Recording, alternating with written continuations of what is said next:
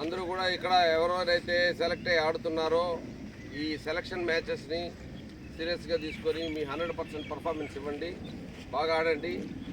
మీరు ఒకవేళ ఏదైనా చిన్న చిన్న తప్పులు జరిగితే డిసప్పాయింట్ అయిపోకుండా, మీ బౌలింగ్లో ఉన్న క్యాచ్ వదిలేస్తే మీరు బాధపడకుండా మళ్ళీ వాళ్ళ వెంటనే అవుట్ చేయాలని ప్రయత్నం చేయండి.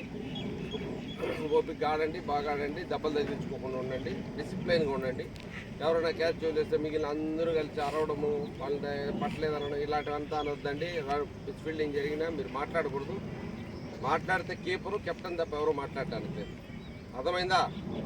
మీలాగే మీ వయసు నుంచే ఇదే చిత్తూరు డిస్టిక్కి అండర్ 12, 14 ఇది ఆ వయసు నుంచి రిప్రజెంట్ చేసి ఇవాళ Ranji trophy ఆడుతున్నటువంటి KN Prithviraj,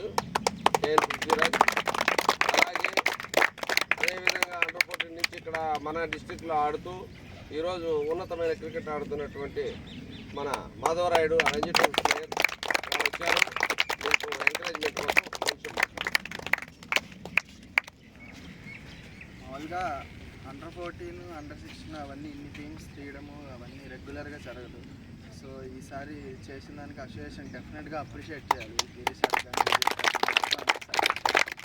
so ఈ ఆపర్చునిటీని మ్యాక్సిమం క్యాపిటలైజ్ చేసుకోవడానికి ట్రై చేయండి. ఎందుకంటే ఇక్కడ నుంచి పూల్ 16, 19 అట్లా పెరుగుతూ పోతుంది కాబట్టి రికగ్నైజేషన్ రావాలంటే ఈ స్టేజ్ మీకు ఇన్ని టీమ్స్ ఇన్ని చేసినారు కాబట్టి బెస్ట్ ఆపర్చునిటీ మీకు యాజ్ ఎ ప్లేయర్లకు కూడా రికగ్నైజ్ అవ్వడానికి, పర్ఫామ్ చేయడానికి ఇంత ప్లాట్ఫామ్ ఉంది కాబట్టి most of the times use చేసుకోవడానికి ట్రై చేయండి.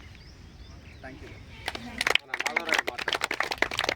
సో మ్యాక్సిమం అందరికీ ఆపర్చునిటీస్ వచ్చేలాగా ఈ అసోసియేషన్ ఈ ఎక్కువ టీమ్స్ తీసి ప్రాబల్స్ పెట్టడం ఇట్లాంటివి చేస్తున్నారు. దానికి అప్రిషియేట్ చేయాలి. అండ్ ఛాన్సెస్ ఎక్కువ వస్తాయి మీకు.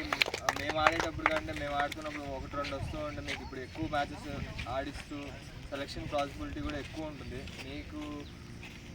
మీరు హ్యాపీగా గేమ్ ఎంజాయ్ చేస్తూ ఆడి పర్ఫామ్ చేసి ఆడండి. మీ పేరు, మీరేంటి, చిత్తూరు డిస్ట్రిక్ట్ 3 చెప్తున్నారు. ఒక్క నిమిషం హ్యాండ్ షేక్ తీసుకున్నాను. ఒక్క నిమిషం అట్లా ఫోటో తీసుకుంటాను. రైడ్ వచ్చాడా? వచ్చినా అట్లే రైడ్ కంటిన్యూ.